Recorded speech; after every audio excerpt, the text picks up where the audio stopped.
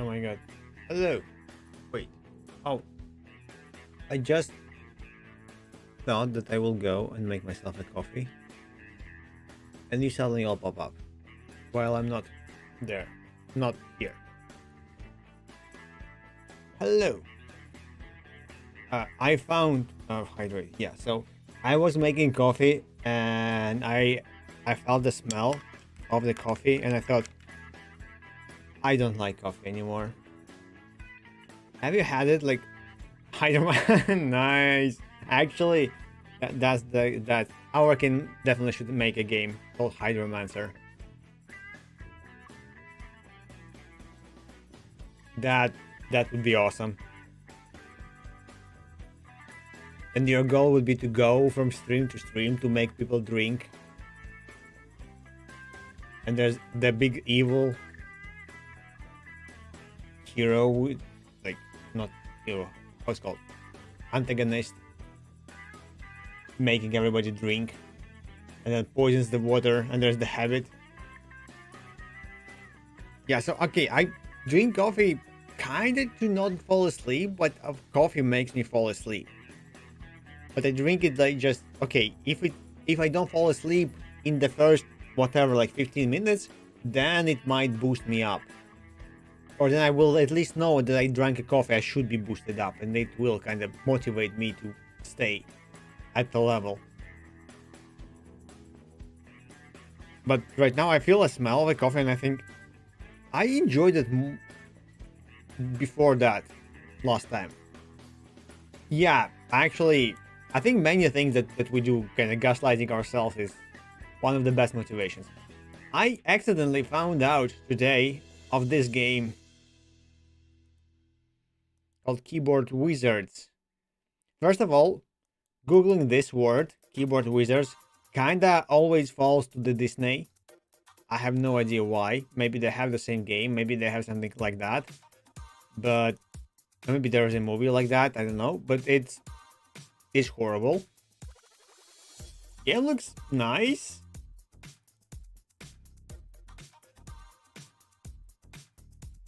Dragonborn, dragon, keyboard, haha. Looks like something that you would do on the game jam. But the game is already playable, mine is not. So, mine is worse. On the paper, it would be better than this one.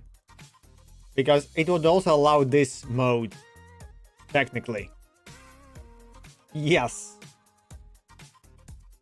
No, I did not have it. I did not play it. I wanted to buy it, but I thought, okay, you know what? I don't have enough like time to play it. So, but I got recommended it multiple times by few persons, and one especially. So I thought, okay, I will try it sooner than later. So other way I would play Expedition 33 because yeah. Also, Kona 2 must play Outer Wild. This game is... You cannot explain anything about the game. Even the music can be a spoiler, but the game is something that I feel... There's only one negative of the game. And it's a DLC. And it's like tiny little bit part of the game.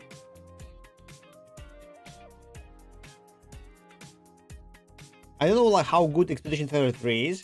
Undertale never hit me hard. I feel betrayed by the game. It's hard to explain, but Undertale makes me feel betrayed. I thought, okay, the game learning... So, because I killed one mob at the start of the game, I instantly ruined the whole run.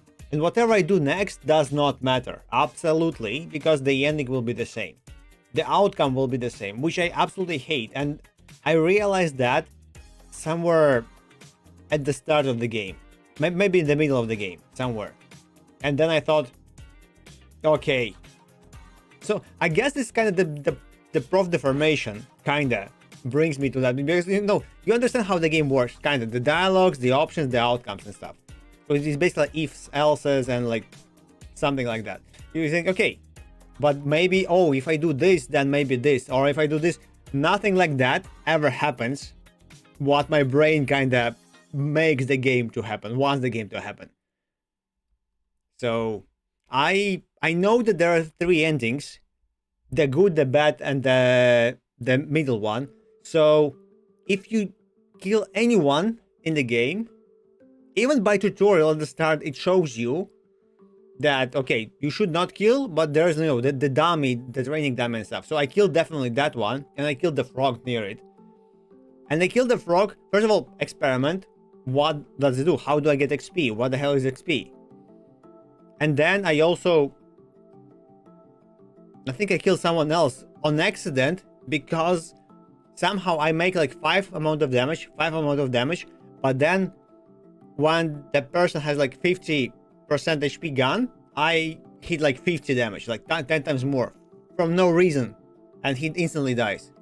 So I one-shot it, which is like, why? I never did so much damage ever, so how it happened? So I feel like the game tricks me. That after that, I also feel like all battles, all the damages in the battle are completely dynamic towards what I do. So I can make a best weapon, I cannot take a best weapon. It doesn't impact the game and the boss and whatever.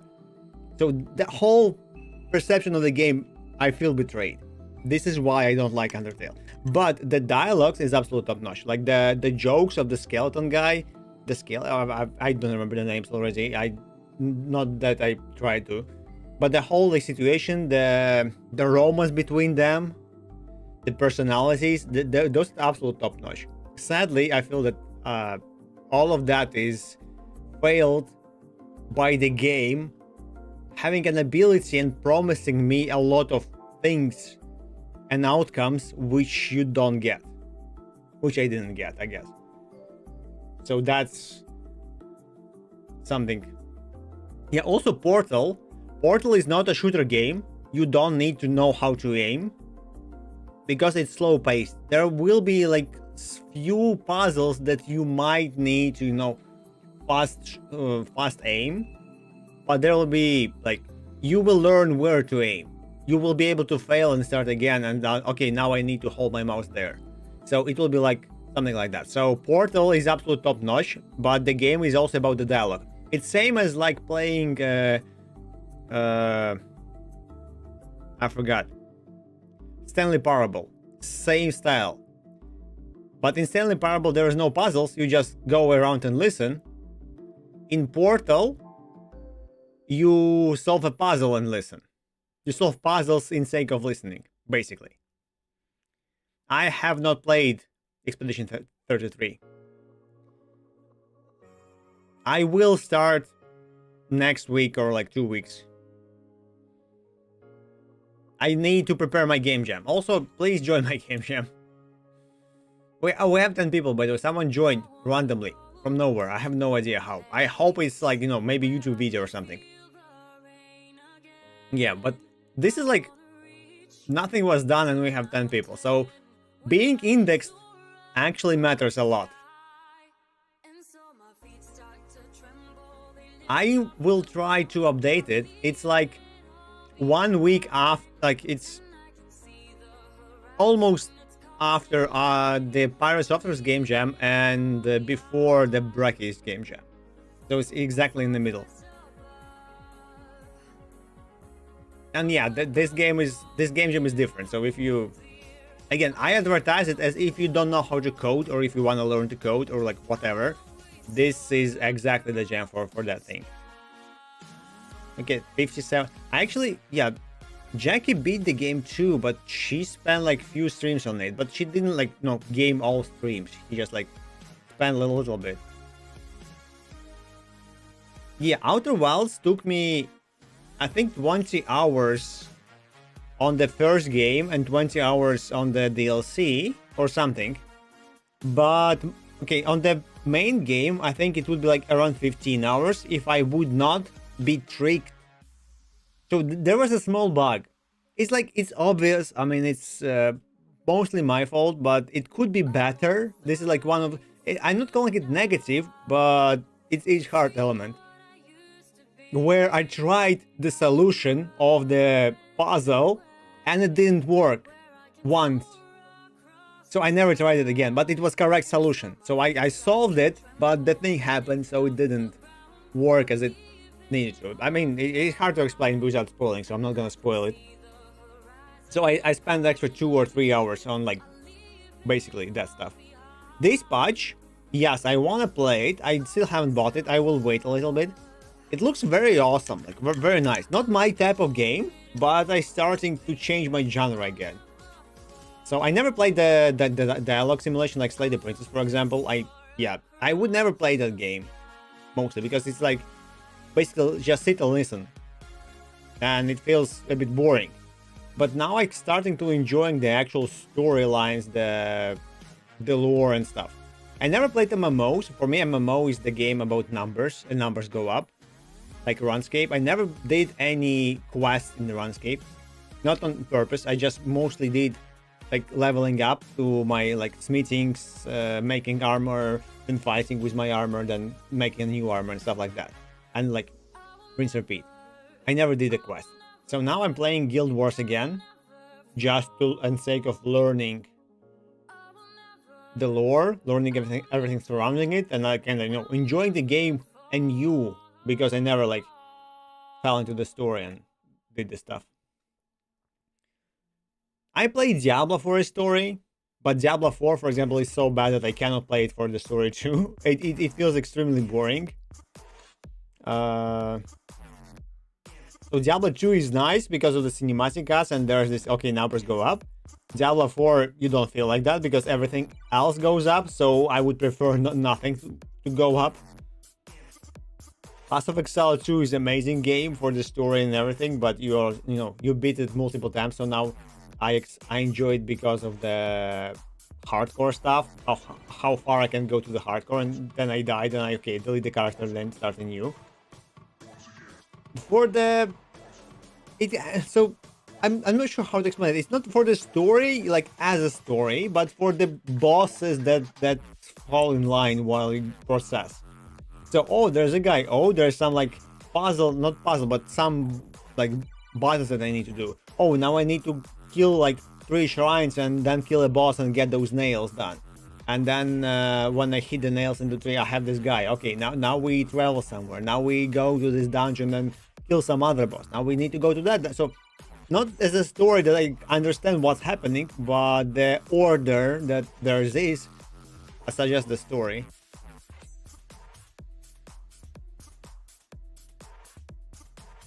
Oh, Scion, but okay, it's Path of Exile 1.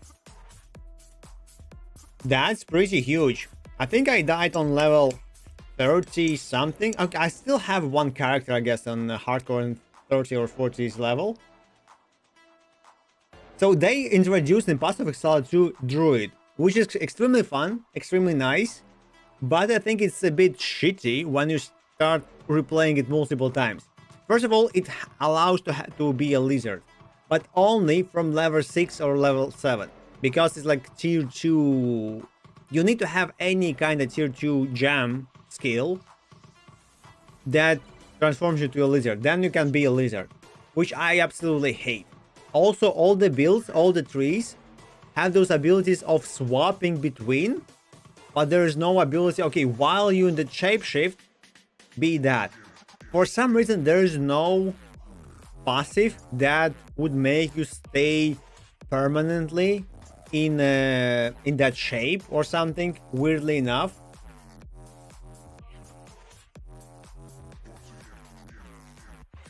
I think Path of Exile, I mean, everybody dies in Path of Exile in the cringy way. Mostly. Like, okay, 90% of the time. First time when we played, I think we played with Overkin and Dan here. I died on hardcore. So there's a boss. Like, I tanked all the damage from the boss. Like, no issue. And then the boss has one attack, which I didn't anticipate, and it one-shots. It kills full my, like, everything that I have. It kills me instantly. I'm fully healed, full shield, everything, and I die. And like, oh my god, I didn't know that. But now I know. I hate those mechanics that can one-shot you without a reason, but it was so dumb.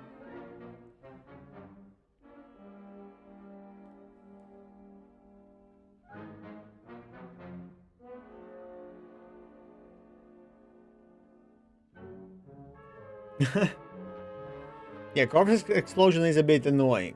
I hate in Path of Exile 2, there's this element that you always need to beat. Is in the Act 1 still, where there's the poison enemies and they kind of put those cringy mushrooms that explode in slimy way.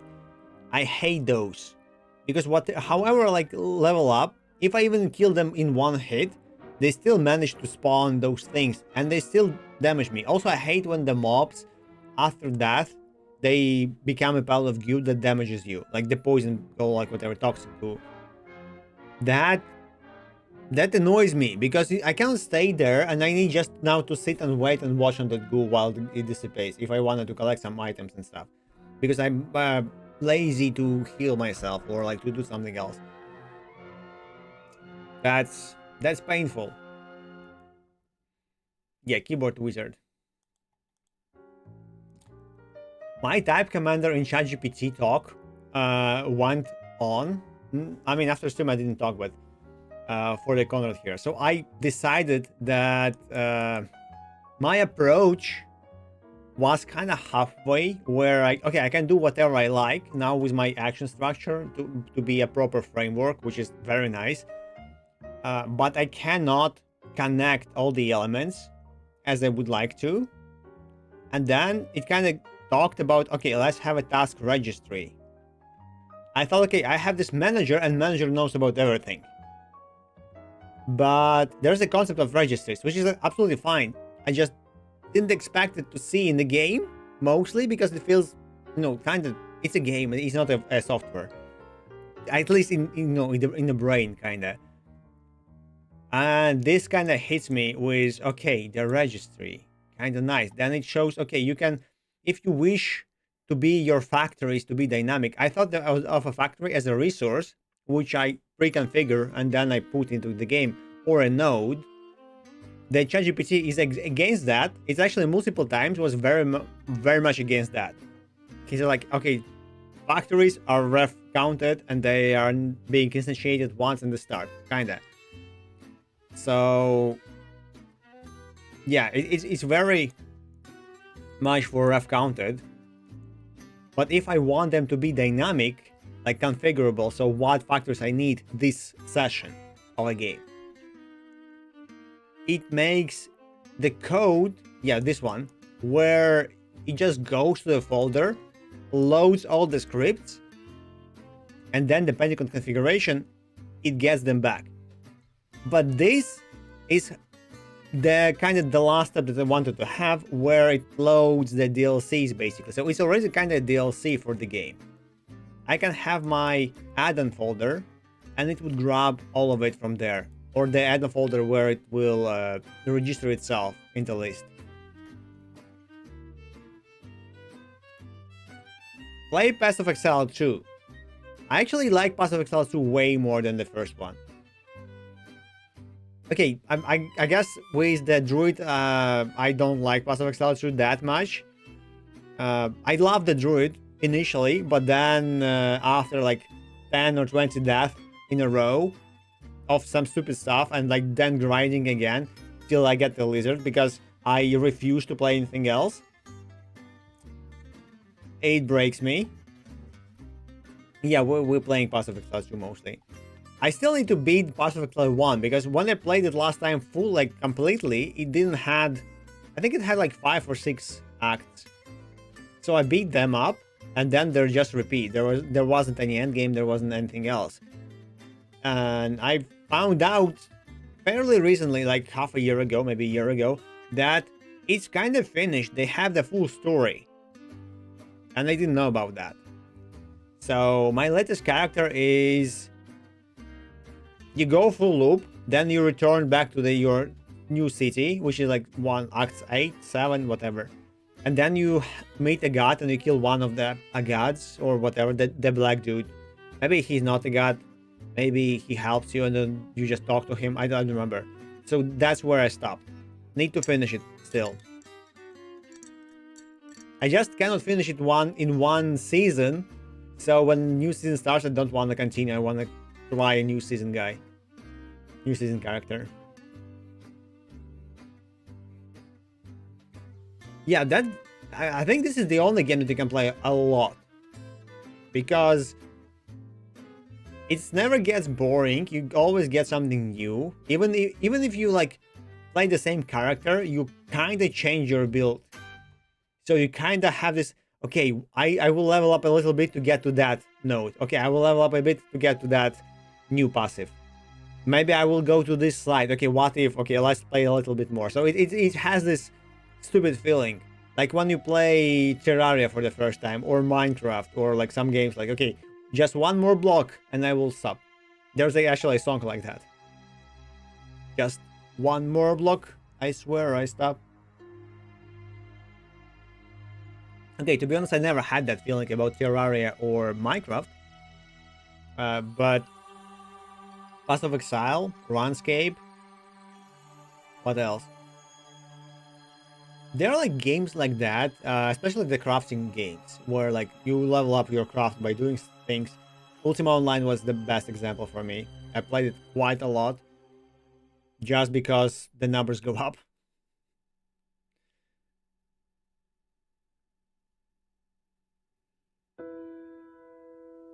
I never got into trading, and I never understood it. I still don't understand how Path of Exile 1 trading works. Path of Exile 2 at least has money, but they still don't trade by money, so I have no idea how that one works. There is also Divine Orbs. I know that's the prime currency. There was an issue recently about Divine Orb farming that is being like, they had this new, I forgot how it's called. Basically, you have this map, dungeon map that you can build, and it allowed for you to have a lot of Divine Orbs, way more than people usually get.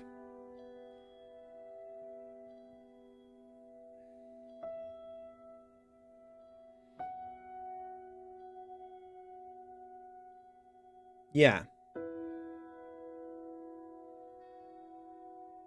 I played the Terraria a long time ago, but when it was fully finished, so with all the default bosses. I didn't like the idea of the linearity. Initially, it was very fun because you had this. Okay, you had the jungle armor or you had the southern armor, so you can build a farm. You change the biome so it would like produce whatever plants it needs. So you could have this jungle farm, and you go to jungle. You actually can tank and kill bees. It was very nice. But then you kind of, now if I would play, I don't care about that. I just grind, I just mine, I just get the new boss. I have the asteroid, now I mine the asteroid. It's already, everything is better. So it just goes, I just change armor stats as I get the new one, because it's always better than my previous one. And I don't like that in games. It's most MMOs have it. There is no kind of, okay, for this I will change this armor because it's not better, but it's better for this biome. Now I swap my gear to this biome. It was the first time I played Terraria, it was like that. Now I don't feel like that.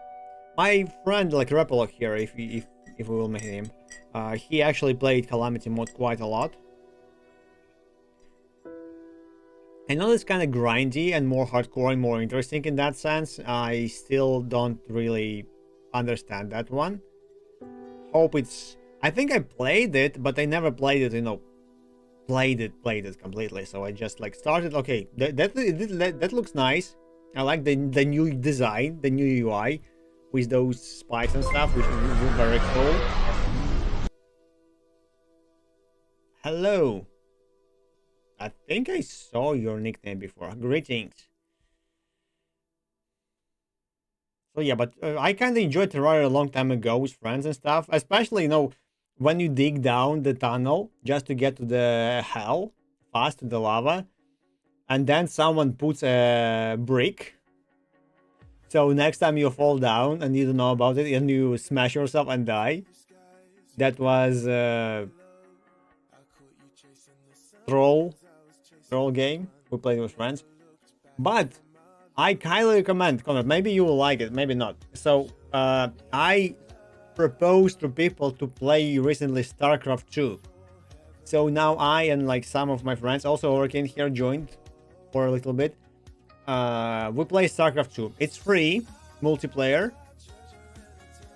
The idea, at least, okay, why I started playing actual strategy games, because they have the skill that no other game develops in you. And this skill is kind of very useful in many other games like League of Legends, Dota, some like strategy games, not like RTS, but basically base building stuff. Maybe even like shooter games where you need to monitor your resources like HP, mana while doing stuff, or the cooldown. This is like essential skill, but you don't develop it as much. So it's very, very beneficial to develop it. So I started like playing the strategy games because it's the worst genre for me. I never played strategy games good.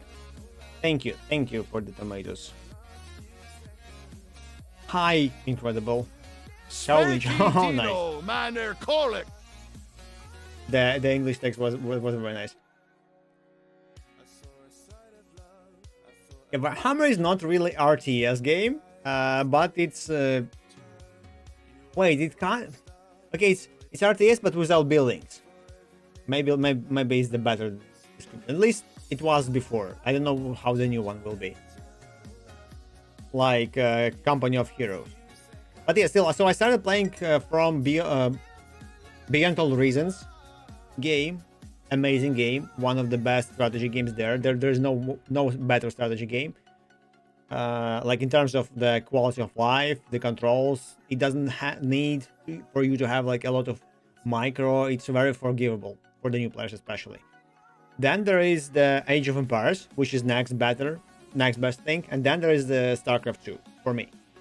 So I was playing a lot of Age of Empires 2. I had the skill somewhat decent, I guess. Now we try to play StarCraft 2. Yeah, I played the Age of Empires 4, get the skill kind of decent. Now I have playing StarCraft 2, and I feel that it actually helps. And I noticed that, okay, even playing something like Path of Exile 2, or like I'm playing the MMO, like Guild Wars, I notice my HP and other things more often, because there's this kind of additional feeling that you have where you have this cycle where you, okay, I need to check this, I need to check this, I need to check this, I need to check this. It's kind of, it happens, it develops. So I guess playing strategy games actually helps, and I highly recommend to try it out. Or yeah, and StarCraft 2 is free, and there is nice like AI mode where you play versus AI, and AI adapts to your skill level basically. So what I'm doing with my Godot, technically I try to develop a game, but I also try to learn a lot of stuff. And idea was to make a typing game, multiplayer PvP typing game, where you basically, okay, initially it was a kind of RTS style, so I'm not sure if it's actually gonna work. Let's go and see. So you would type what to do, and the thing would happen. So you have a console, and you type, okay, build that building, and the building spawns in. Then fireball to the enemy, and then enemy sees the fireball incoming, and he needs to type the fireball name or multiple names or multiple words to shoot it down. If it doesn't make it in time, he takes damage. And that's how the game should be. Then you can have like, you know, some kind of hacking relay or like a magic spell that would interrupt what enemy is doing, or would change all the commands that enemy has for a longer word. So now he needs to type more. It will be harder for him. Or he can have an upgrade that shortens the word, so it will be faster and easier to type. So I'm working on that kind of game, but I started making it as a framework, because there's actually very much potential of what type of genres and scenarios you can build with it. So it can be like fantasy scenarios where you have elves and gnomes, or you can be in space and you need to mine and craft, or it can be like Mortal Kombat where you need to punch and kick each other. So each punch or each kick or each command would be a name, so you type it, and to block you also type the special word, and you see the enemy does the same thing, so you could react and like do things. So this is what I'm working on right now. It's a bit different. So I have a lot of things. I'm not sure if it's gonna compile. Hopefully it will. Oh, it actually compiled. So for example, I can do comment is called comments. It's predefined. It doesn't change. If I also only could type comments, it opens me a panel. Panel is fully like not pre-built. It's dynamic basically. So I have the thing in game called actions. Players and everybody could do actions here, and any action, for example, can create its own panel with all its own data. So this action basically it does show all the commands possible in the game. For example, exit command here, as you can see. The blinking is just for experiment that I can do it. I need to disable it because it's very annoying. But the exit here shows that there is exit from the game command, but it's locked right now because exit is unlocked only when you pause the game.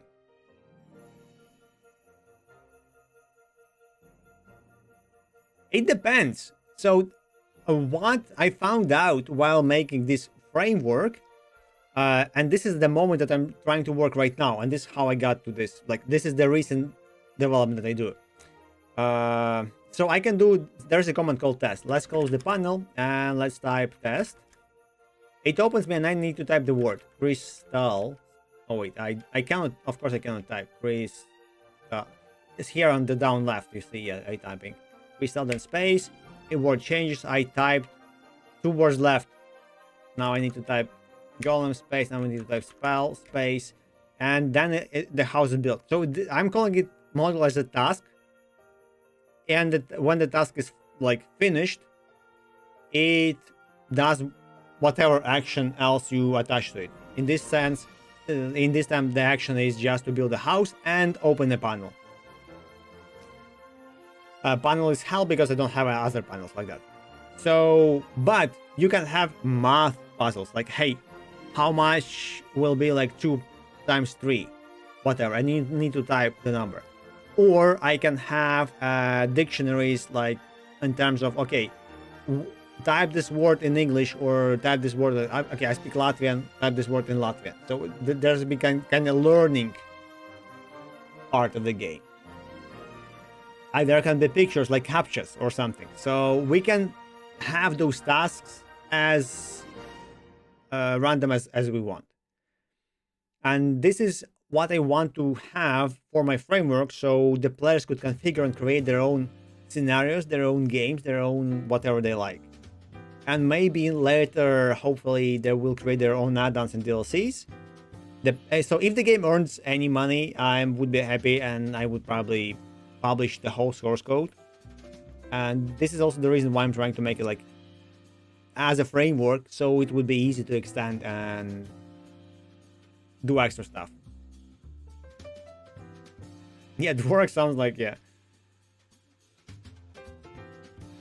The Primogen talks a lot about how he thinks that learning Dvorak was a mistake.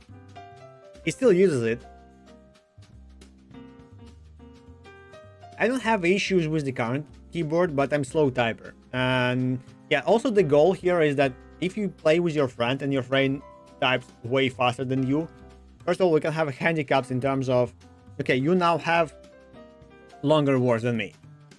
So now you need to type twice as much as me. So if you type 100 words per minute, I type 50 words per minute, we kind of equalize in the timing speed.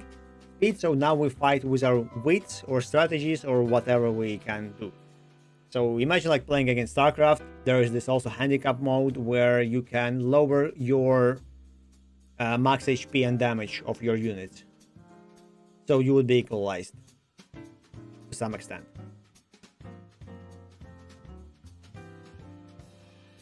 So this was the initial idea, and now it grew for the framework, and framework is something that I'm trying to learn how to make for the Godot. The big thing that I developed. Oh, I need to pause and then I need to tap exit. That was an empty panel because I'm lazy to make it normal. So,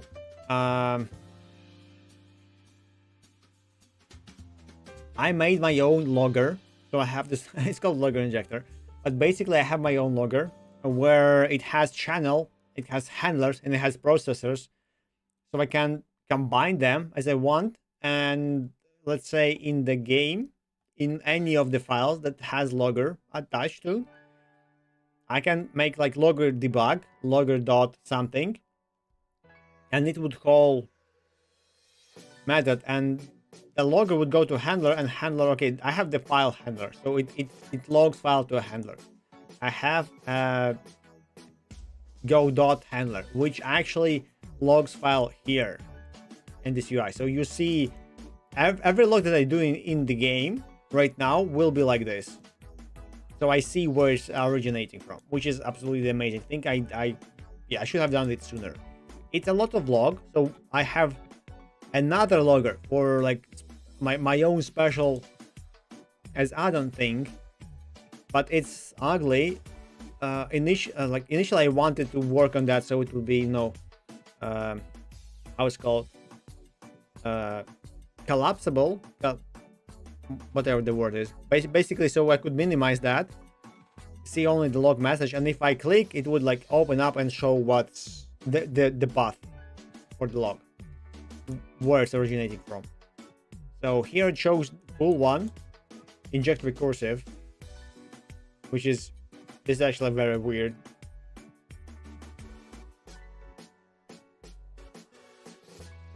Need to look at that. This is also DLC add-on, by the way, so it's publicly available, called Dynalog or Dlog, I'm not sure. Go.dlog. Not yet an asset library. I will work on that to make it polished, and it should be awesome. The next thing I can do now, I can add my own handler that will have network attached, so I could send logs over the network to my server. And then if, for example, I can have finger crossed logger. Usually I think it's called, in my environment with PHP and stuff, it was called finger crossed logger. So what it means that if error happens, it will send me a log with all the previous debug logs or how it was configured. If anything else happens, like normal logs, it just piles them up in the buffer, like last 10 logs, for example, and like just deletes the last one every time. But when the error happens, it sends all the buffer plus the error, so I know what happened before the error happened. So it kind of logs only the major events that are set to be logged.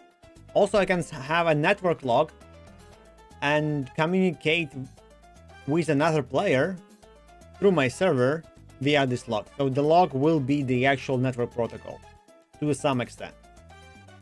I'm not sure if it's good or not to make like actual multiplayer via this logger, but this is the idea that I want to explore, because I have so many events. Luckily, they can be filed down to few things like actions. What do I have? Actions, console, what happens to the user, some state of the game, like entities. Yeah, a list of comments available, console at what player types, entities, and that's it. Cron I don't need. I should have my own dictionary predefined. Thank you, Connor, for being here. Oh, your logger is so amazing. I will make my own one day. Only promises here. Have a nice time and day. Yeah, could be cool.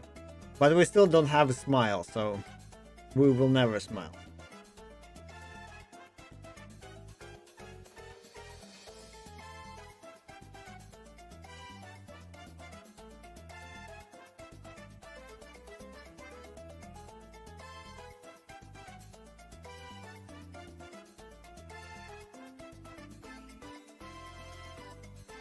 factor? I need to answer that. Hmm.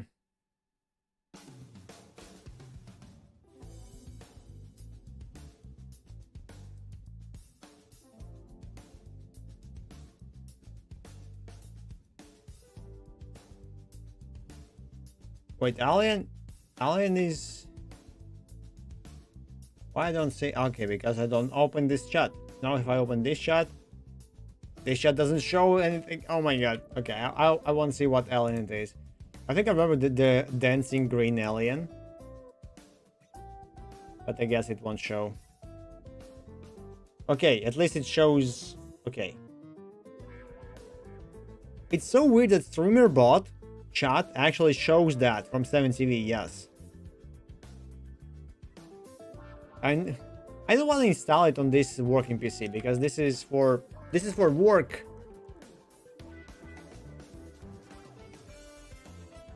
Also, I'm using Neobeam.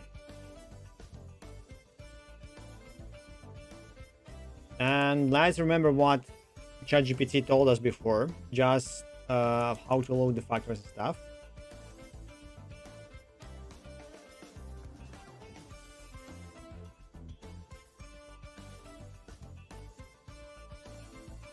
So what I want is to think in the end, like the next iteration of my framework. Basically, I have this kind of node list, which is system managers core, whatever core. So this is like static kind of for each game session.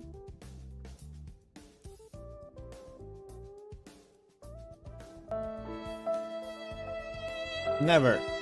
I will try, but never. Oh, it worked this time.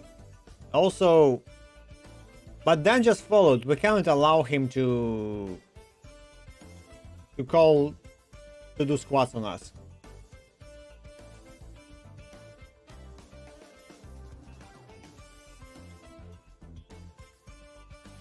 Did?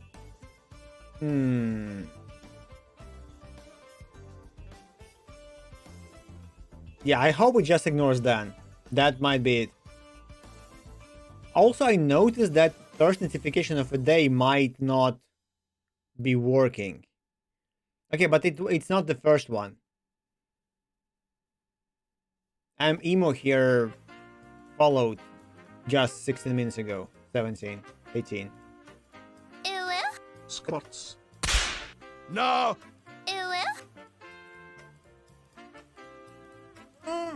One squat. We need to finish the framework. 2, 3, 4, 5, 6, 7, 8, 9, 10, 11, and 12. Nice. Now let's finish coffee and die from the heart attack.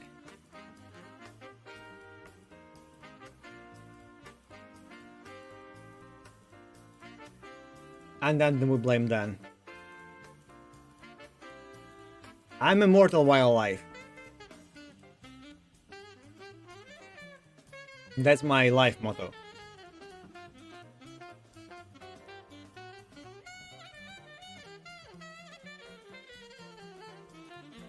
And you can't argue with that.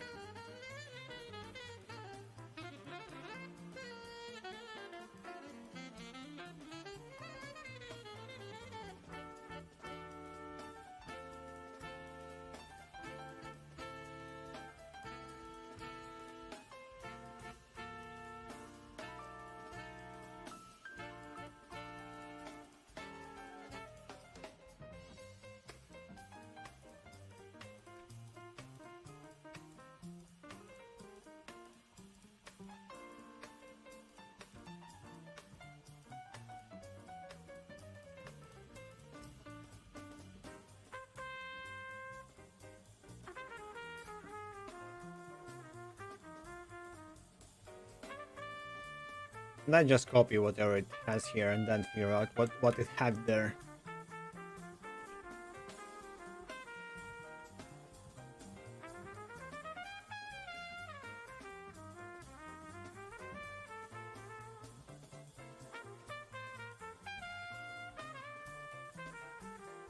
This game context is what I think I will have in the end. The service manager. So I will need to have a kernel for the game, kinda, that loads up first the service manager, prepares all of it, then loads whatever it can load, all the services. Then it starts loading the files additionally for the services, allowing them to register themselves in the service manager or something like that. And then it loads whatever else is needed for this for the game. And this is how I will get the actual loading screen, which will probably be like milliseconds long, but I feel grown up in the code programming way, which is a weird thing for the game, especially typing game.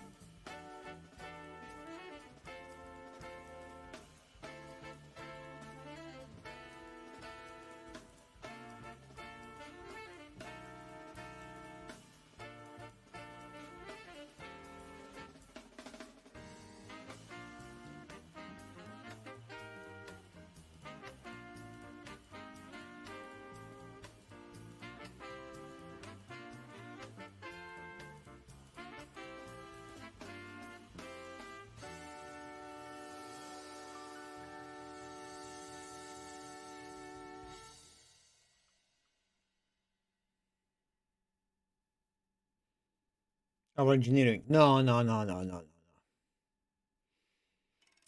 I have a proof. Where it was.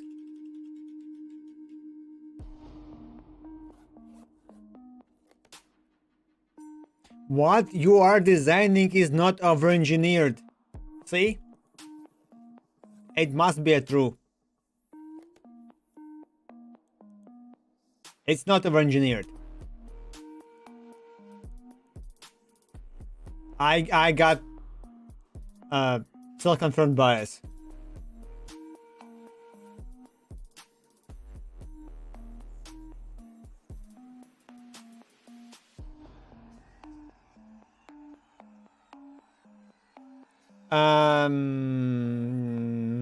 It's hard to explain. So technically yes, but not till April or March. I don't remember.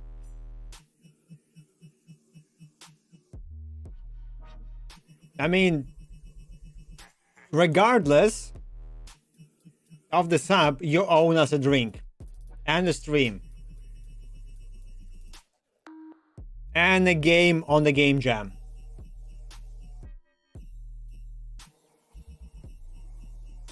Yeah, that is loud. Oh my god. Probably also the dogs barking. I already hear the dogs, so the damn dogs barking in the. Also the birds of his beautiful environment there.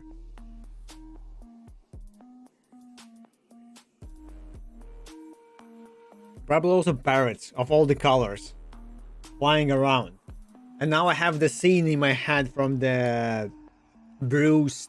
Oh, wait, it wasn't the Bruce the Mighty. It was the detective guy.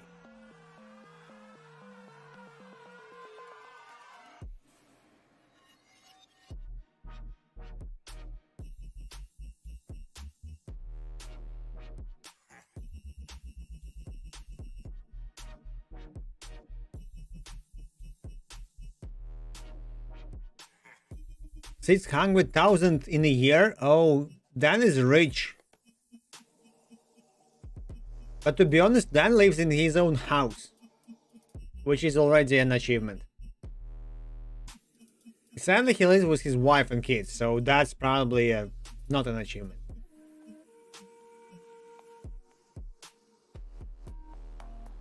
They are. I'm counting it as rich Our means rich. But yeah, the most important part that this is not over engineering. I actually need to screenshot it and paste in somewhere.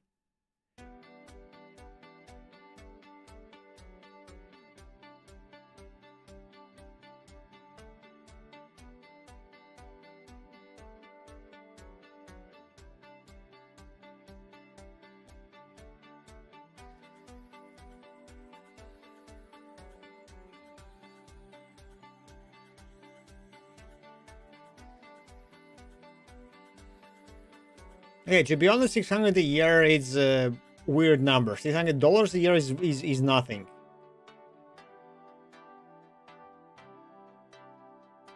So what I would have done here, like without Overcane, we all would be doomed.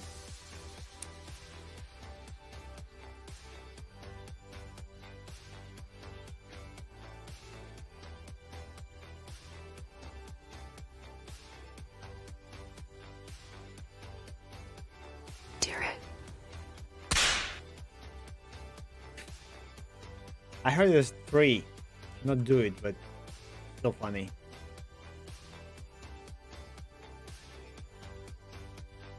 But okay, ChatGPT gaslights me quite a lot. Yeah, no, it is ref counted. You can't use ref counted as export.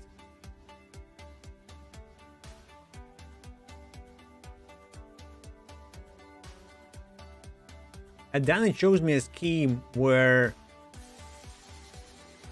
registry is here.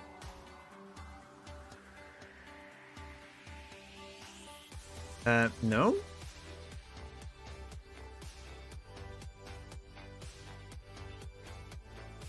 Or maybe I can have just a file and that's it. Oh, Cinesperry, hello. Long time no see. I wanted to ask you,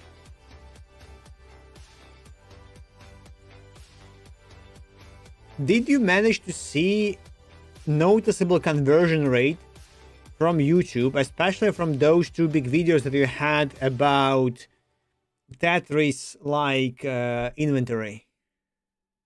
Because I saw those are the biggest ones so far. Also, do people know from YouTube how to join the stream?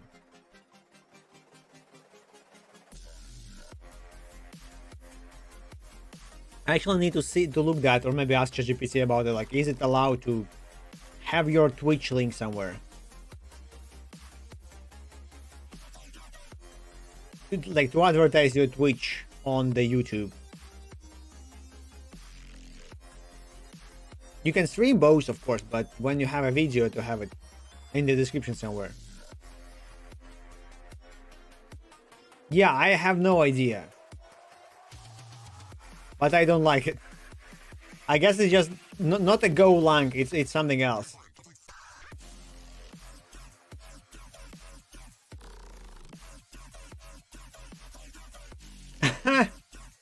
Okay, that's actually a nice input.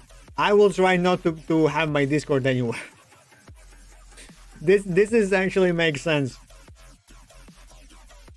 Because okay, I would prefer them to go on Twitch and make, hey, we have more people here and have this discussion, and maybe it will trigger something else and more people to join, and you can, you know,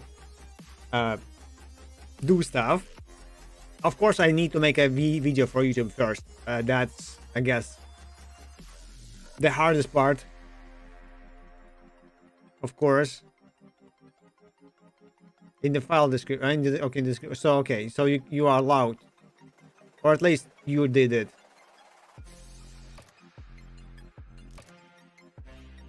I think, actually, at least in my experience of YouTube, I got used to that no one reads the comments on the video. You kind of go and scroll to read them, but they're so often...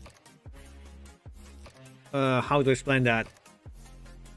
Bots, let's say, like, aren't kind of bot-like, which whoever made the video don't usually respond or will just like, or like will just like or respond only to the first few.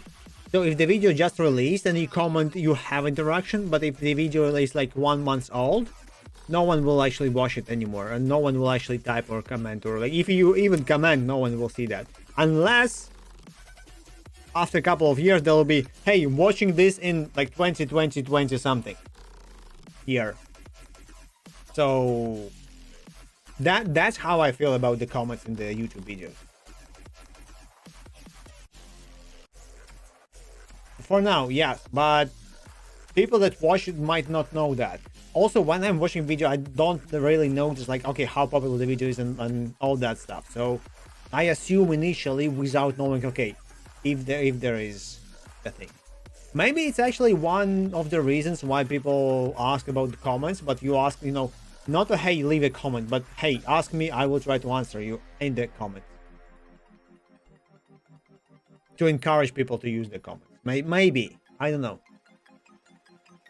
Still, Discord, if you have a Discord link, it feels like more impactful. Yeah, we're actually harassing Dan here again. Or Dan tries to harass us. We don't know.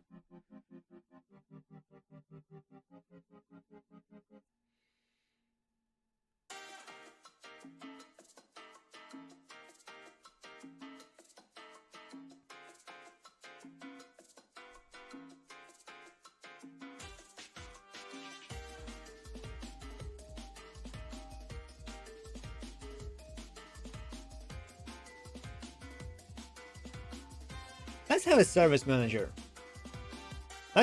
Yeah. Sinspirit, the best thing ever I got from the ChatGPT. Final reassurance. What you are designing is not over-engineered. This is best ever thing that I got from ChatGPT, and now I'm proud of myself. That when I saw it yesterday, it raised my mood so high. It was like, oh my god, oh my, yes. And then he can say, okay, every big game does that. The quest is that, yeah, skills. So all the, I'm like, oh yes, I'm a grown-up developer, kinda. I mean, it's so silly, but it kind of makes me smile and wonder, like, what the hell? Real engine, yeah. Oh yeah, also real engines. This is like kind of in reverse, but it kind of gaslighting. Was it the sarcasm, or like where it was? I was trying to get him to give me a proper build-up, but I got few other things.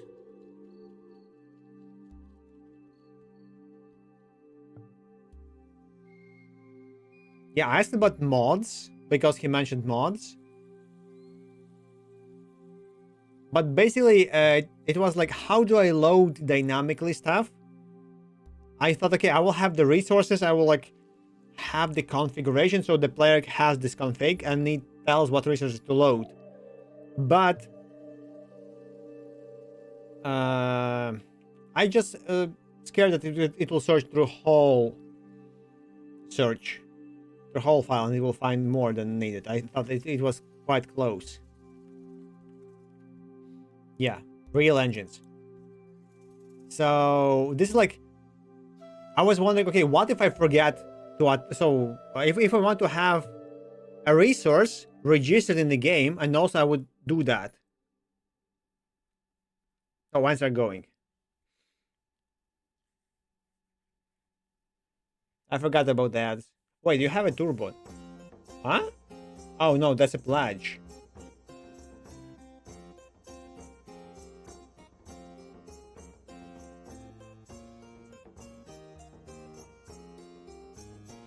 But you're from the special country which that might not have ads. Same as me.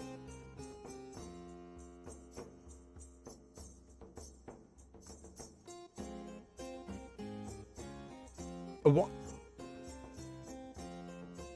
I know this song.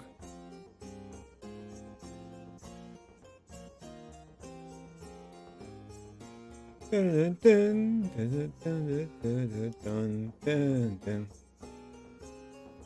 it.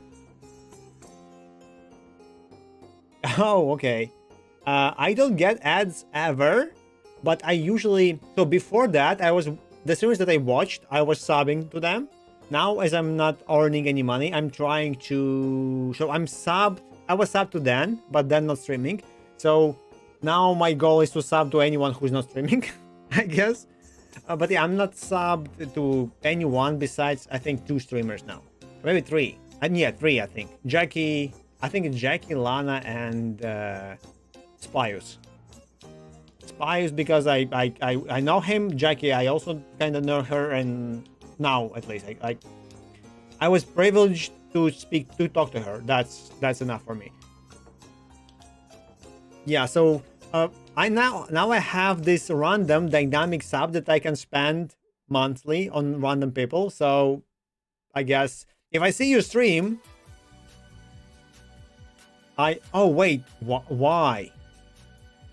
Okay, your payout thing should work. You should be able to fill those tax whatever American thing is.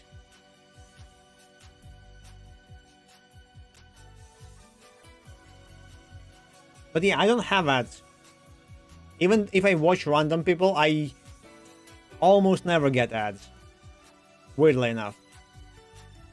So, and before that I was preferring, okay, you know what, if I'm watching this channel and I'm seeing a lot of ads, I probably will try to like to buy sub for this streamer at least to get it there. But yeah, now I'm not kind of getting any, or at least not the amount that breaks me or like stops me doing stuff. Yeah, so I was talking about how do I check if I configured the thing correctly. So for example, I have the action that have the specific task type, but I forgot to add it to the scene, so it will be configured before I can access it. So, and it said, okay, we need this content validation path where you would go through all the content and you would validate it. And it says like, hey, this is how real engines do it. And it's also in cursive. Basically, because I don't do it, I thought, okay, I will like manually configure it, but maybe I will have something like tool or something initially. Or maybe I will have, if I don't have this task, I will try to add it dynamically. Now I think this is actually a bad idea, because if I will have multiple, and I will have multiple, right? That's the goal. It knows about Godot, so I think he is actually trolling a Godot engine. Okay, I understand how it says it. It's like, it's not like in the mean way. It's basically, okay, if you wish to be proper, like kind of framework, big engine stuff, and it's actually very beneficial for you to have this also validate task, basically, loop where you would go and check that everything is correct before loading fully. So, and this is how the, I guess, big games and engines do that. Before loading, they will go and check. They have a checklist to check before when they load. So, but it sounds extremely funny.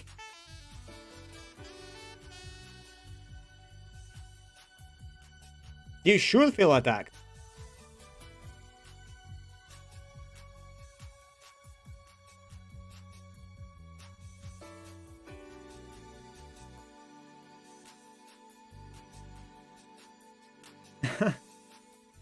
So I use this only because it does this.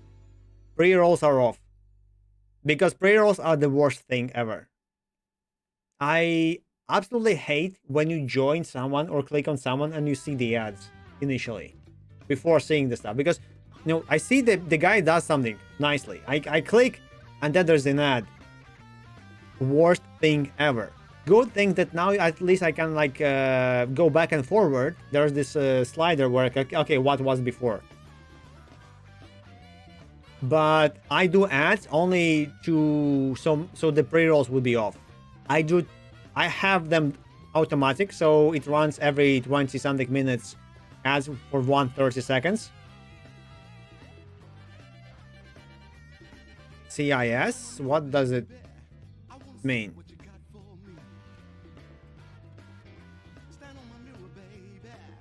I'm from Latvia, and initially from Latvia. and always was from Latvia. But Latvia was part of the USSR bloc long time ago, like 90s. 91 it went out. Yeah, it looks like computer science degree actually, yeah. Or kinda. Or maybe communist. I don't know. I thought about maybe China part or like something. Yeah, you stumbled me here, but no, I'm from Latvia. From Riga. I speak Latvian, Russian, and English, as you can see, poorly. And then there's also German, which is like non-existent. But I'm trying to like slowly learn it up and like if I have time. But in general, I run ads like randomly, like this, and then I have this 3-minute ad, just so it would increase pre-roll for 1 hour, so I could go. Okay, let's go to the toilet or something. Oh, Kiwi. Yes.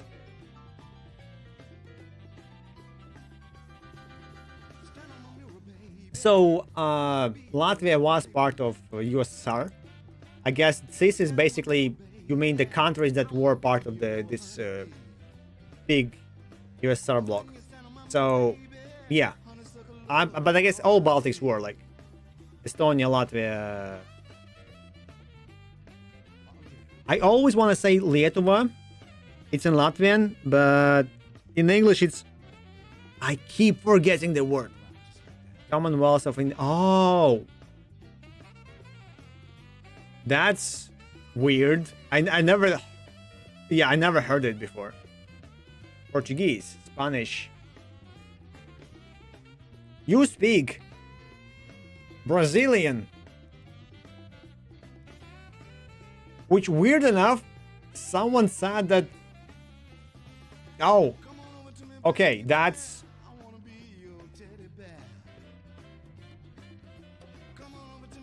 To be honest, I think I heard it once or twice in my life. European Union. Yay. Which fails recently. Yeah, politics. Heard. I think it's someone in Portugal said something like that. So no, it's Brazilian. Like, but don't you speak the same language? No, it's same language, but not the same language. Which I stopped thinking. Also, all Portuguese people from Portuguese could speak Spanish.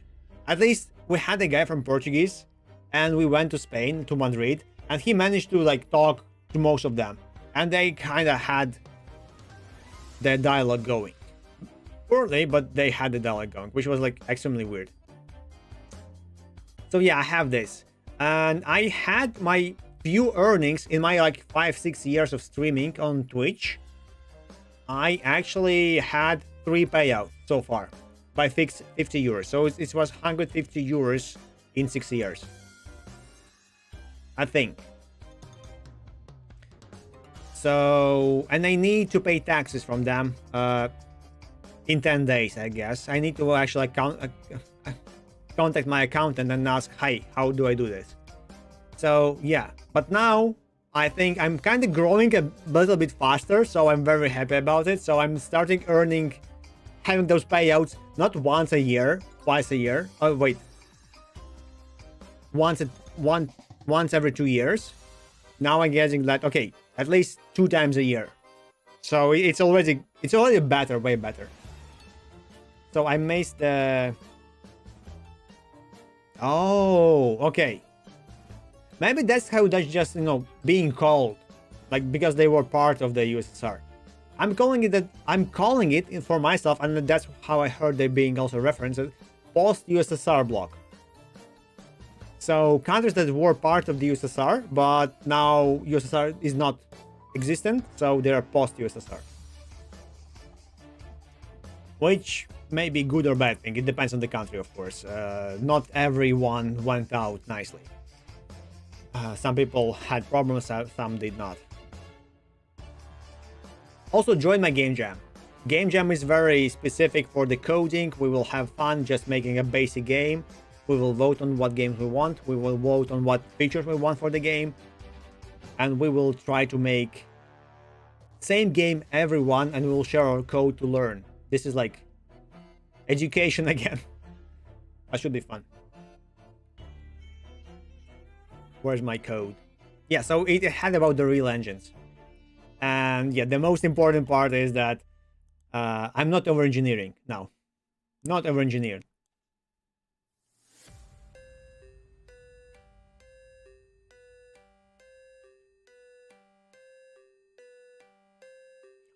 It's actually weird because it should not be deviating. The internet should be deviating your languages to the English, kinda, slowly. Except China, I guess, and North Korea. Maybe Russia. But Russia also kinda still deviates towards the English. Because internet unites. Unless some people try to ununite us.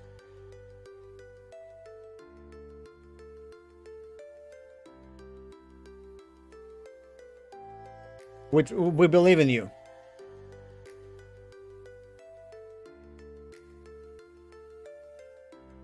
Africa is actually... I didn't know that that there are African countries that speak French. It blew my mind when I first... it makes sense, absolutely. Just I never consciously thought about it. That many countries had colonies in Africa. But bad days, I guess.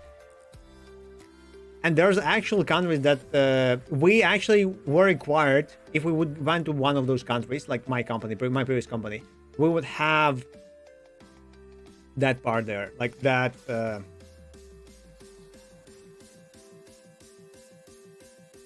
We would need to translate our whole system and to have French words now.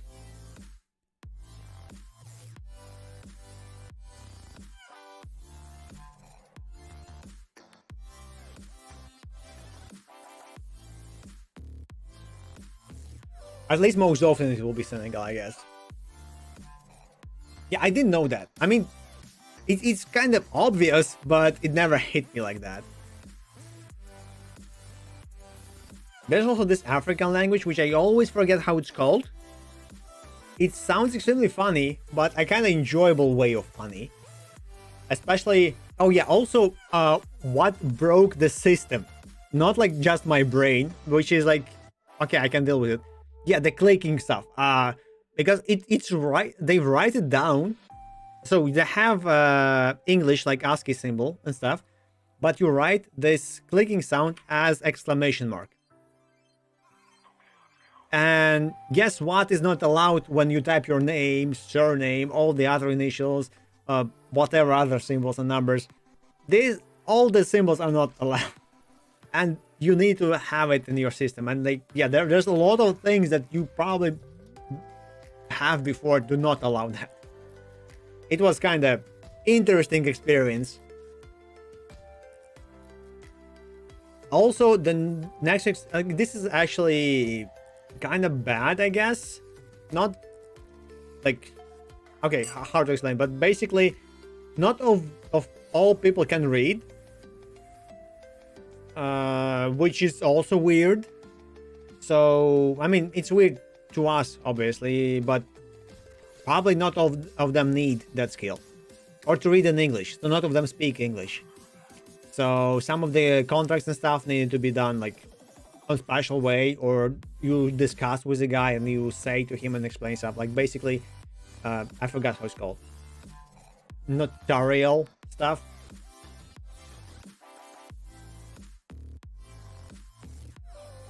Really?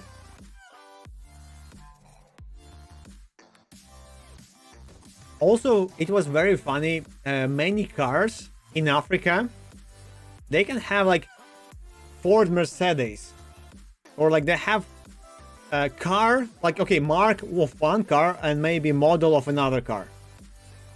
It can be like Mercedes, and then the model will be Ford or something, or a Mercedes Mustang. So they have this kind of mixed maxing of the cars, which is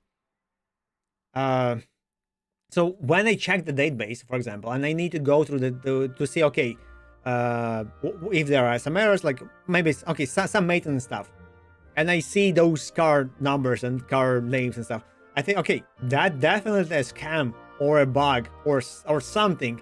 No, it's a legit car, and there's a photo which is like, oh my god, this actually looks weird. because sometimes they actually mix the car together or do stuff. Also, I would expect to see Toyotas and stuff, you know, the most popular cars that I see in Europe. Obviously, it shouldn't be the case, but kind of the brain expects one thing that I got used to. But they have so weird cars because they get them from China and from India. And those cars are like whatever they can produce, like cheap or fast or like maybe not the best quality. So they get sent to the Africa and sold where they can be sold, like mostly Africa, I guess.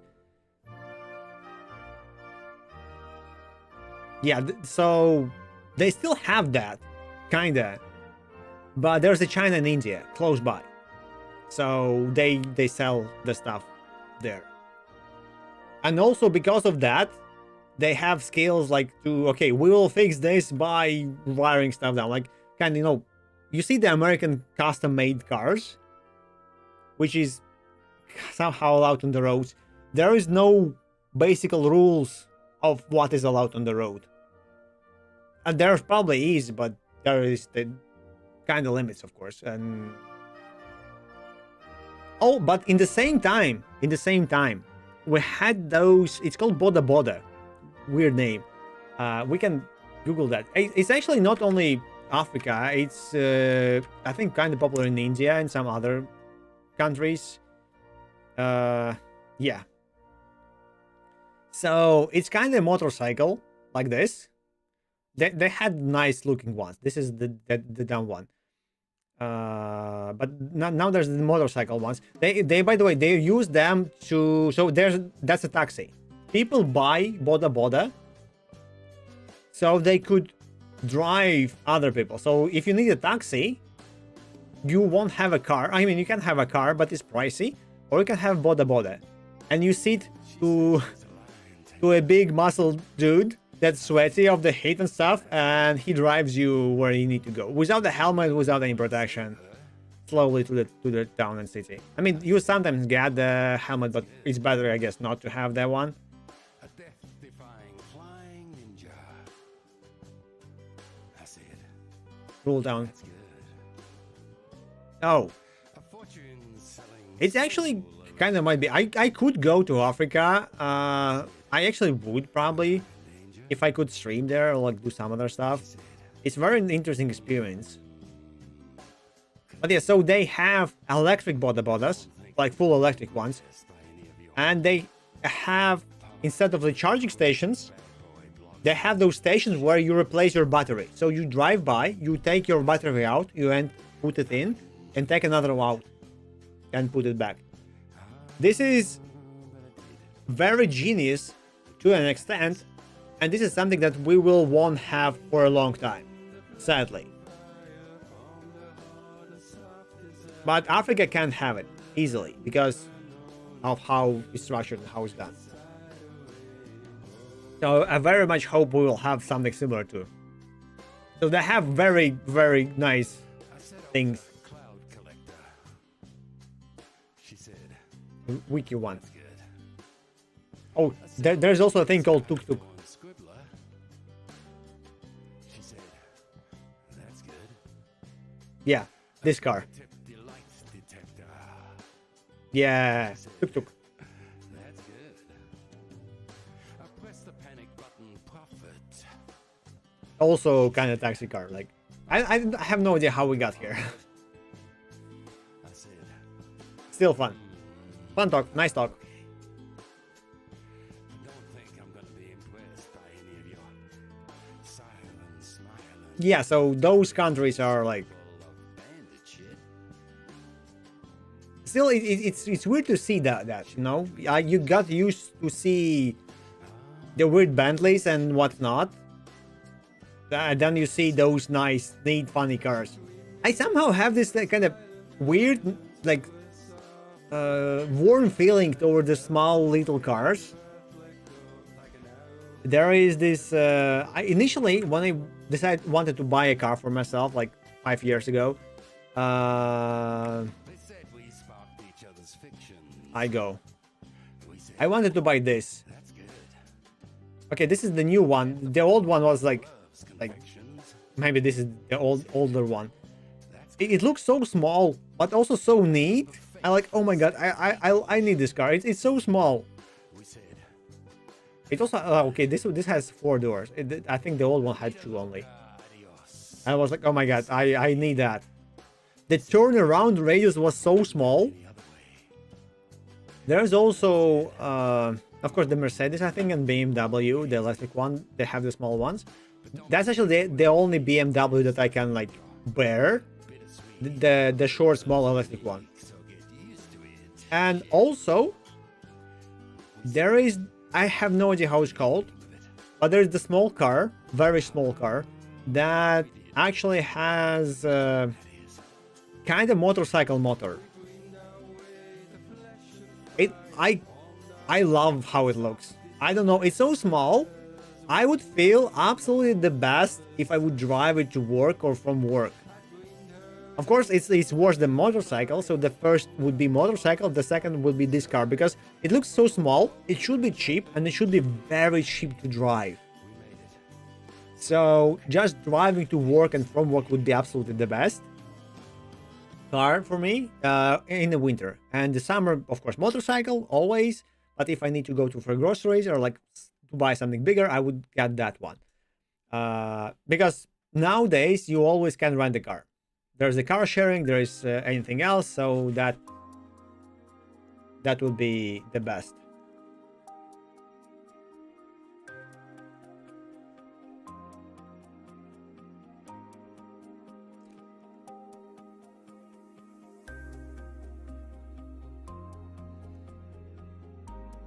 But as I found out, that small car that I liked, it's there on the road because you don't need driving license to drive it. It's like a scooter.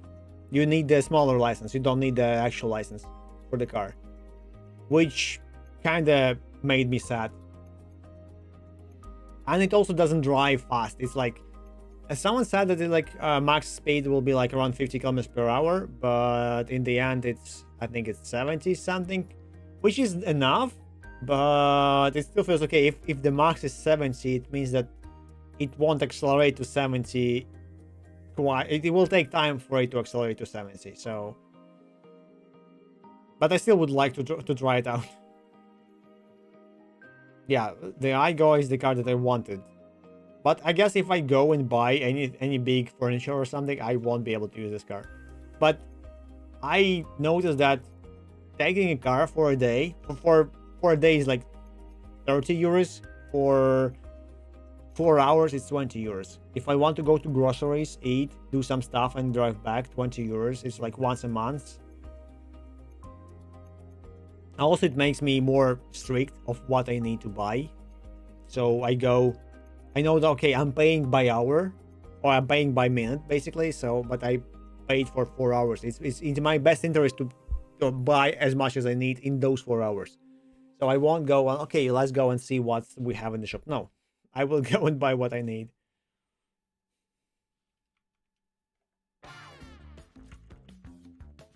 Okay, I wanted to ask about Service Manager. What if I will create a Service Manager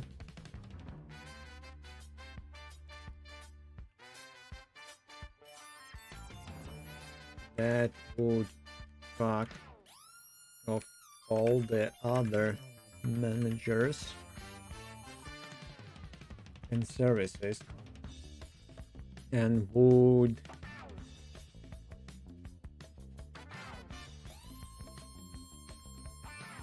inject it to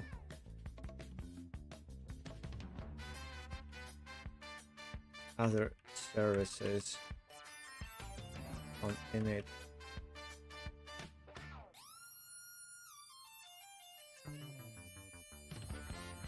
Does it make the current scheme better?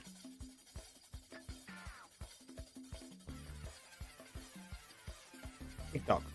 Will it actually work? In it Initially I thought that that's how it's called. What?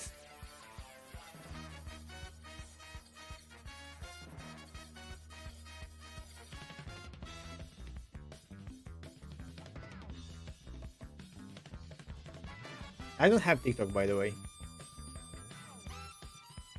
Well, the reason, okay, of course.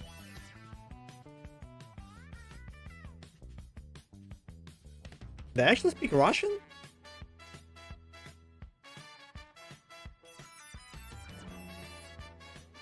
Yeah, I have no idea how you search in those media. If I want to search anything in the, I like how he looked, the hat and the stuff, like old style, kind of funny.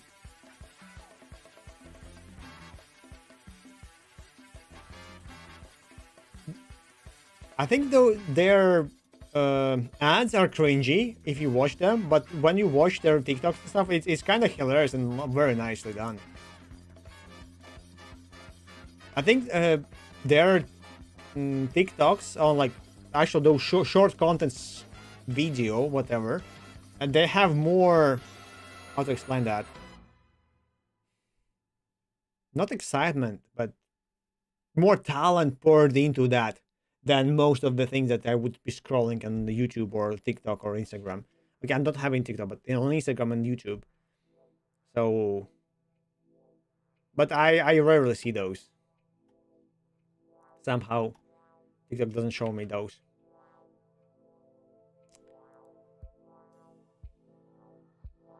Bosniak is. They actually have also weird names like that. Very random. From random different cultures. Easily taken out. Like they have this kind of like. Then Nikitos can be his actual name. Like. Not like Nikita or whatever. It can be like the actual name Nikitos. Like. Why not? And it'll be like totally normal. Weird for us, but totally normal. Cultures. Fun thing.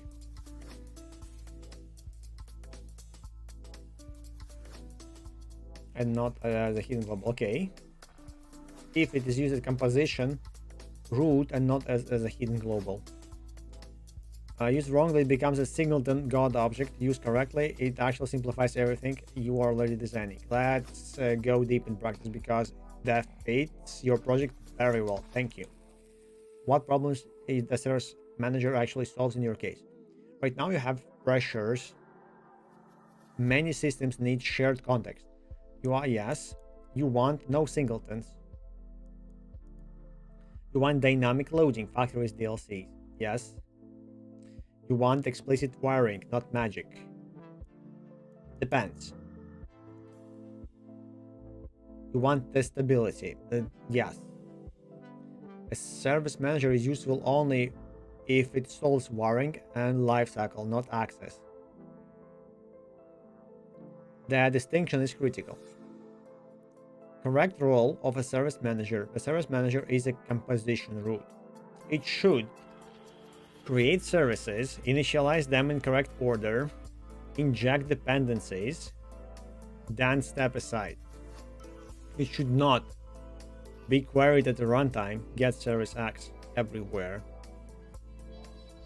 Okay. I mean, I can have that, but I should stop it if I can stop it. This is a very big smell. I mean, my old project had, we had Zend 2, Zend, whatever, the PHP framework, the old PHP framework, which is like outdated for many years. So we had that one.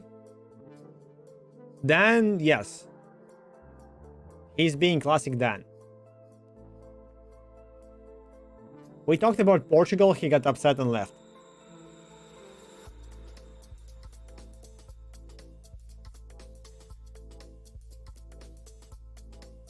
He followed again, then unfollowed again, then was upset that he didn't get the notification of the follow. I guess, maybe, I don't know. He's not streaming, that's what we know. And also he's going to participate in this game jam, of course. It's absolutely a must. There's no negotiation in there. We should already have 10 people followed, joined. Also, I was reading here. And I guess I will read this and maybe let's go and try to start playing the game. I didn't try if it actually launches on my PC, so we might hit a stop there.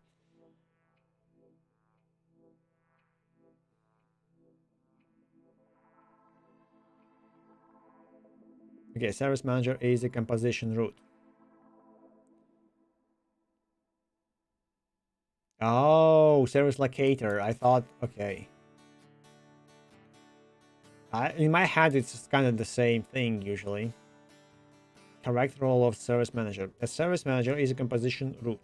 It should create services, initialize them in correct order, inject dependencies, then step aside. It should not be queried at runtime, get service access everywhere, be accessed globally, be passed around freely.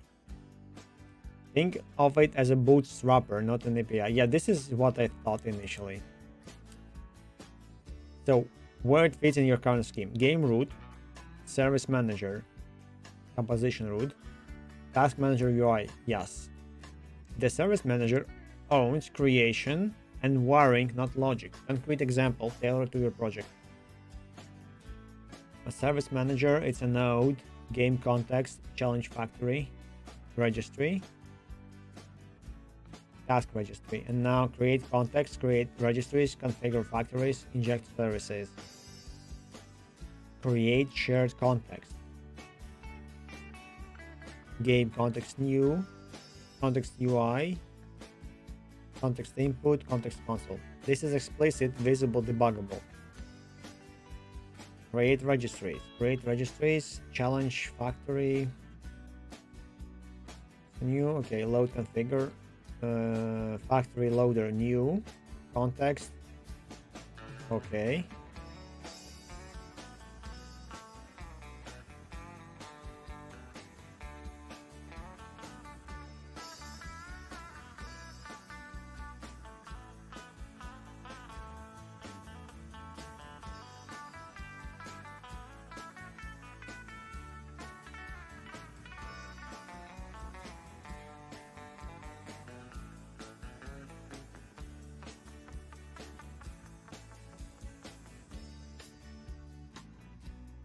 So, Cooler, are you gonna play StarCraft with us?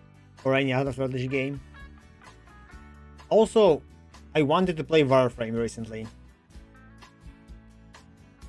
I saw Josh Stuff Hayes video about it, and then I also saw it, some kind of notification somewhere in Steam about the Warframe. And I thought, okay, you know what? I need to remember old times.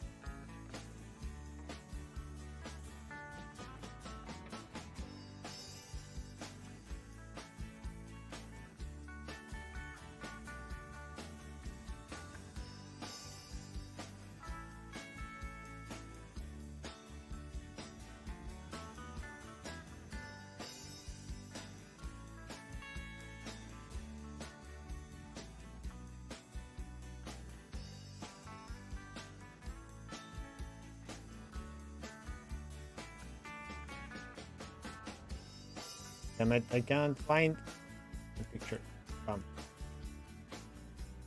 Hydrate. Still looking at ChatGPT. Yes, I asked another question about Service Manager.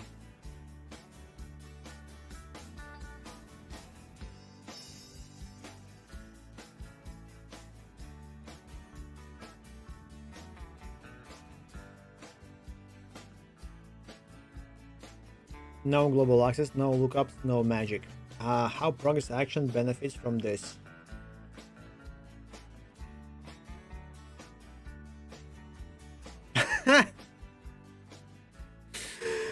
It actually feels like he's looking not only back at me, but all my code, all my like history, and all the stuff that I did last summer.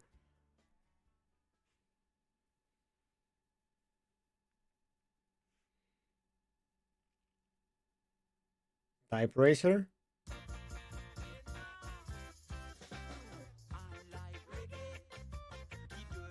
I'm StarCraft. And Warframe. Yeah, that's true. But no, I'm. We played Outer Wilds. We played Slay the Princess, and now we will play I Am Not a Human. Hopefully, the game will be good for me. I never played the game in that genre yet. That's kind of new genre, I guess. After the Papers, Please, and My Neighbor, or like whatever games were like this. So this is gonna be new. At least if the game is as I think it is, because I initially thought that the game is like Papers, Please, similar to that.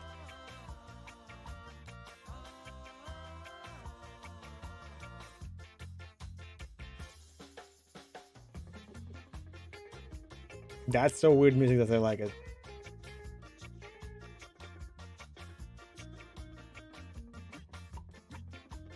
I mean, of how I'm making it, everybody will install Godot to develop their own stuff for that game, for my type commander game. That's the dream. Also, I very much realistically might try one of the next streams to fast prototype the robot game and Robot Energy Wars game.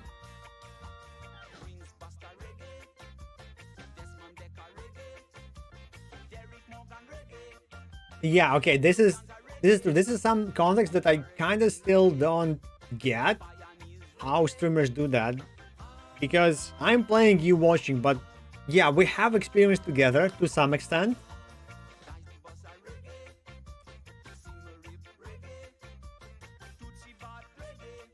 But we can play together StarCraft or some other games. I think we played something like that. Oh, by the way, there is Humble Bundle new pack, allows you to get Hunt Showdown. So in the latest Humble Bundle choice, there is the Hunt Showdown game. I have it obviously, so that might be a prize if someone doesn't have the game for the next game jam.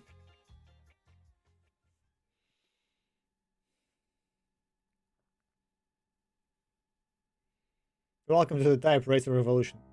Goodbye, other. What? You triggered the bot. Bot is dumb. Okay, how Progress Action benefits from this. Progress Action should not know about Service Manager. Yes. Instead, context. Where action context is created, color.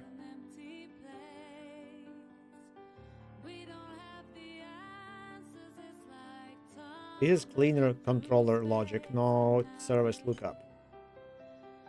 Does this make the scheme better? Yes. Wait.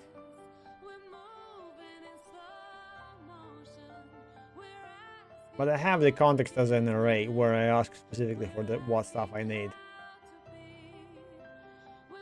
Centralized initialization order, elimination. This is actually what I want right now. The centralized initialization. Because I already had a mass of it. And sadly, not everything have the starter signal, especially resources.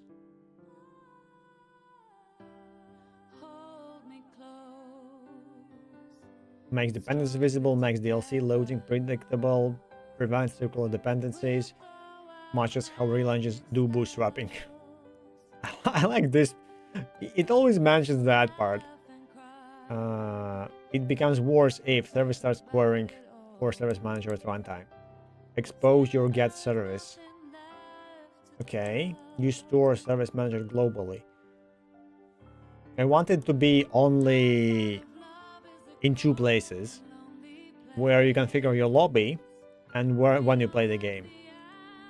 You let gameplay code depend on it. Any of those architectural regression. Okay.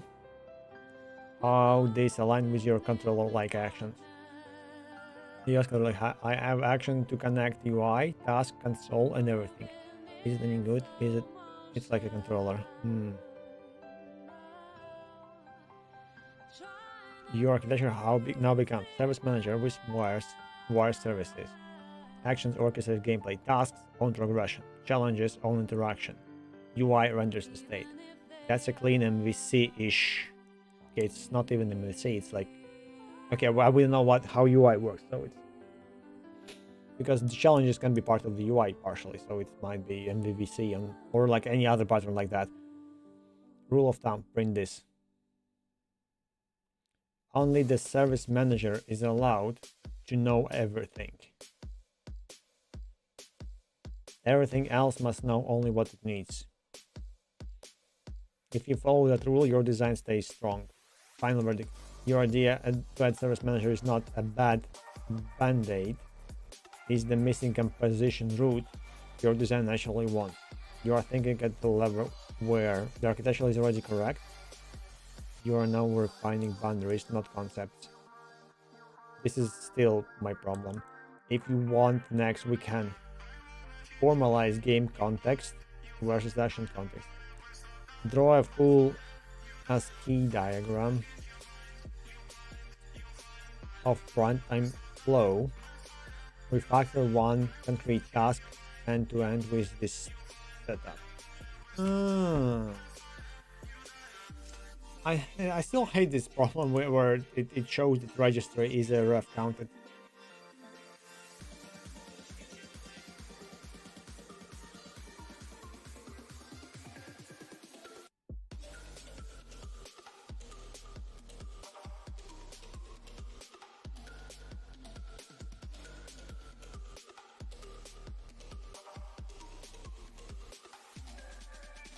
Yes, but there was a... Let's ask ChatGPT. Previously, you showed challenge factory as ref counted, and in the same time you used export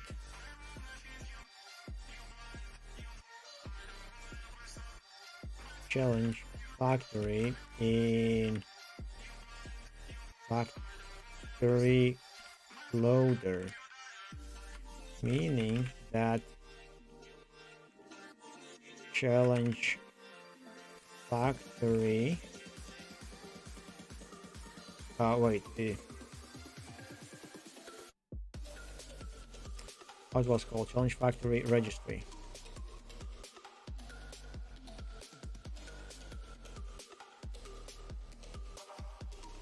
Meaning that registries are nodes.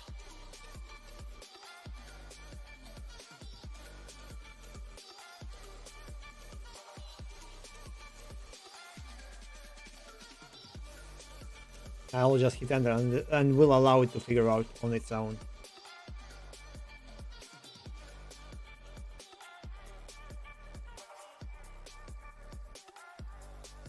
The correct rule, the resolves the confusion. Registries and factories are not seen entities. Okay. Loaders and managers are. Okay, so technically, okay, now it knows about service manager. Earlier was exposing. Actually, I need to think and maybe try the service manager idea a couple of more times to see how it goes, because maybe having a service manager in the game is a very good idea, because service manager on its own is a monolithical kind of big entity. It allows me to control all the other service managers, all the other managers, let's say, all the other services mostly. And at the same time, it's one place where everything will be controlled. Everything else is fully decoupled and loaded after the service manager says, hey, I loaded all the services, now you can react.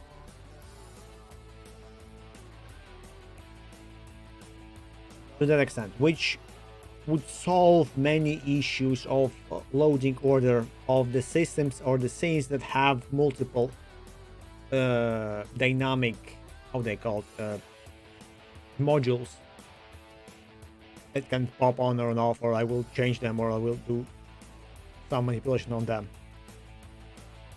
and this scene. The mistake earlier was exporting the ref counted, as it was no. That should not happen. Why should not export registries? Go.exports are editor wiring, not dependency injection. Exporting makes sense when dependency is a node in the scene. Designer should choose it manually. Registries are created programmatically. Have strict lifetime rules. Should not be replaced arbitrarily. I think I'm going towards more and more to the code, and I won't use editor. Editor will be used in the end, like where to position stuff, and that's it. Therefore, no export for registries. They are passed in via initialization. I feel like if I continue, I might also get Stardeus in the end.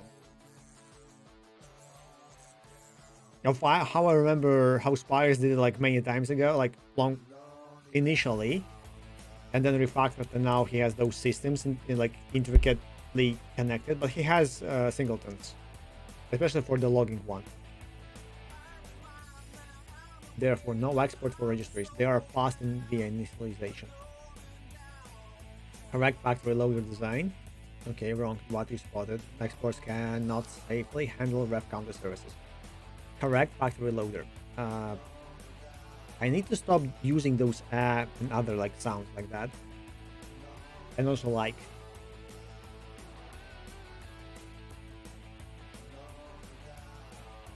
Extends node class name factory loader. A registry. So load factories. Where's the injection? No editor variant. Explicit assignment. Registry. You don't have it. Oh, okay. How service manager wires this correctly? Ready. Challenge factory registry. Challenge factory new. Loader factory load. Yeah, this is what I thought.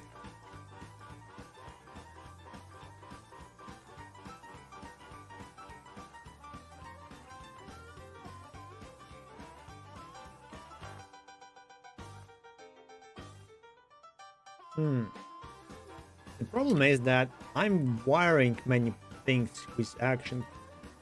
I'm not. Wait. I am not.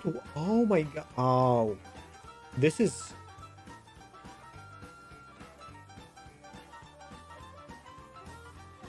Okay, I have mediator. Wire stuff up. But having service manager, I can have.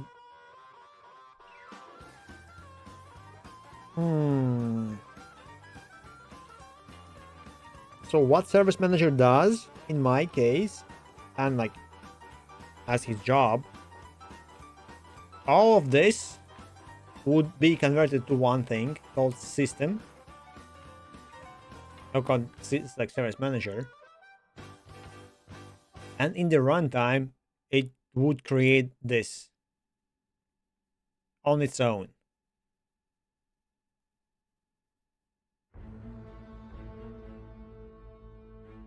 I need to think about that more. But before that, let's finish reading this stuff, and then I might load up the PC and see how it works.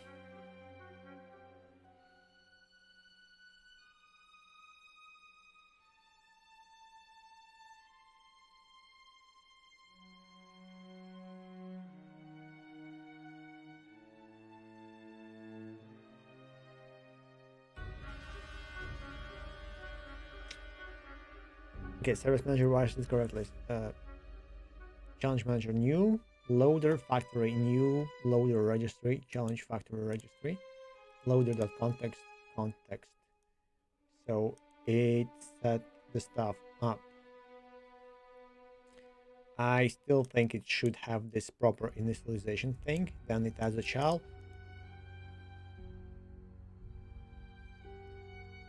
What about exporting nodes that use registries?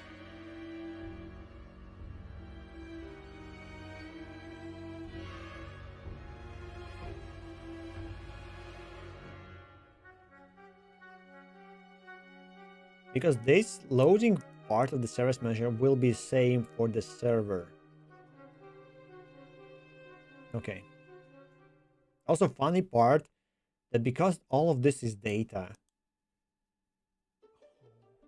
this changes thing. This is good thing that my code does not change that much.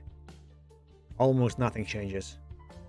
It just becomes easier to manage. If I go through the files and I make initialization file there, and everything would be created.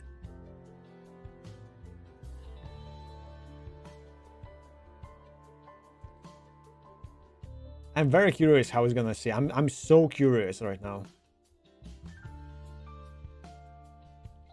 What about exporting nodes that use registries?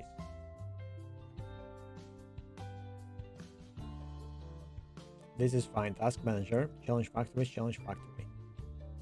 Service manager assigns it. Yes. Yep. Even it won't have factory loader. It will create.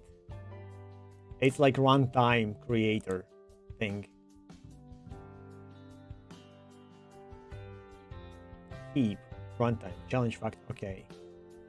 Wait, but no, you created the fact.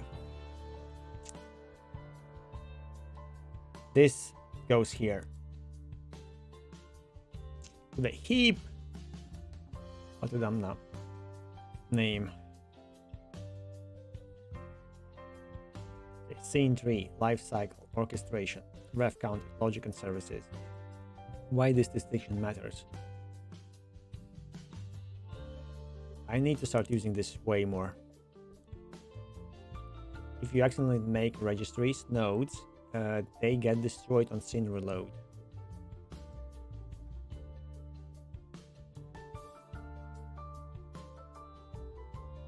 Accidentally make registries, they become editor coupled. You recircle scene dependencies. Testing becomes painful. They're more portable, easy to mock, easy to pass. Okay, this is actually stuff that I didn't think about. Easy to reset for new game. Final correction summary. Your observation was correct. Registry should be ref counted. Factory loader should be node. No exporting of registries. Explicit wiring via service manager.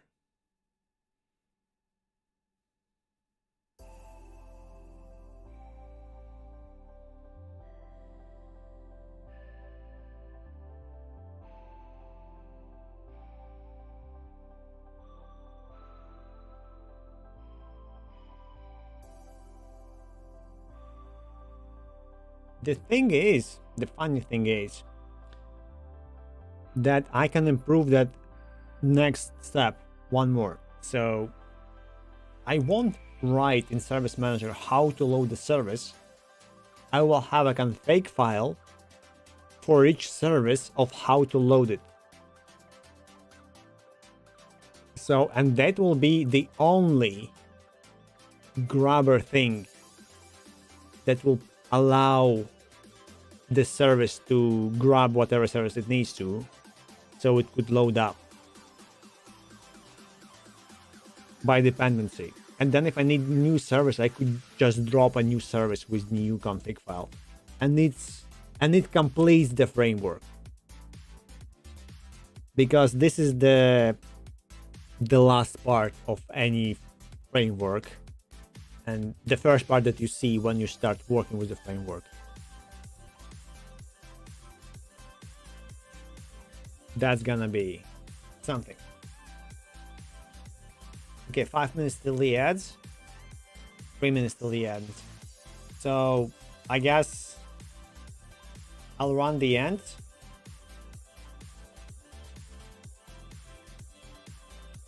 And we'll be working on that new way of thinking next time. Also, let's do this.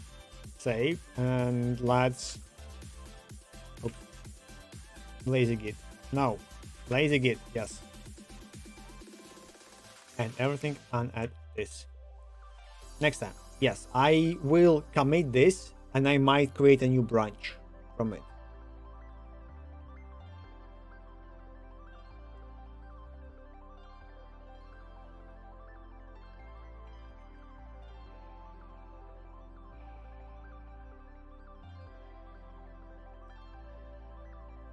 New task way temp before grade. Maybe we'll do it like this. Grade framework refactoring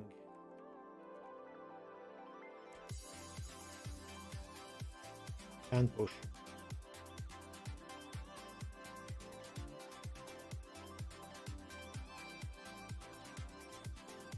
Good. So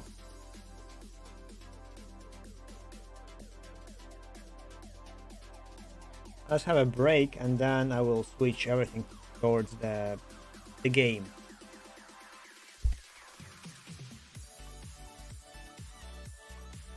And I will have a bathroom break. I closed the ChatGPT.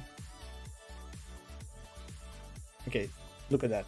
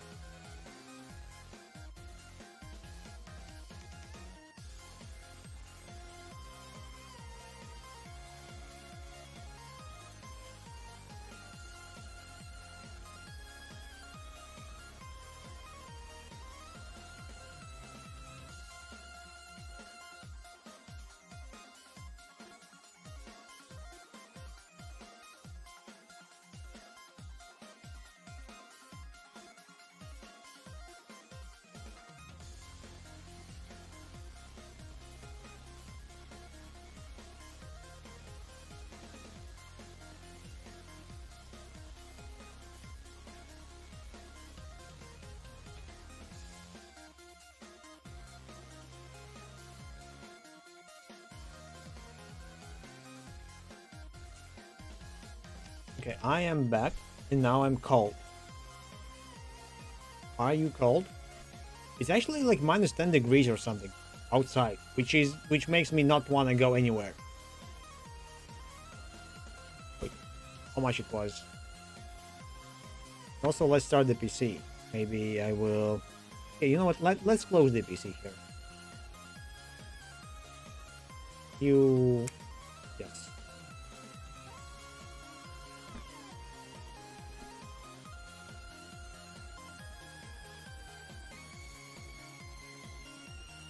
Not gonna shut it down. We'll just change the keyboard. I like how it jumps automatically and starts showing random stuff. I would like to change the Elgato thing about no signal. It's a bit annoying to me. It's minus 7 degrees. At least it shows me right now, the phone. Not sure when it got updated last time. The weather. Okay, mouse goes away. This one goes away. This is the drink. This is my gaming mouse. Okay, it will log in, and it will log in. So we're playing this game. Also, we need to update the information, and also we can stop streaming to YouTube.